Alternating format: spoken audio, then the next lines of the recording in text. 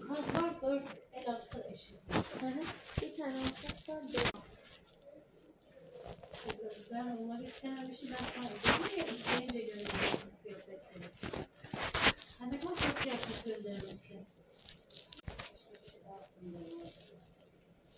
Bir de Ali'nin şeyi, yorganı var ya, o kullandığımız küçük ufakta. Onu da göndermek lazım, senin.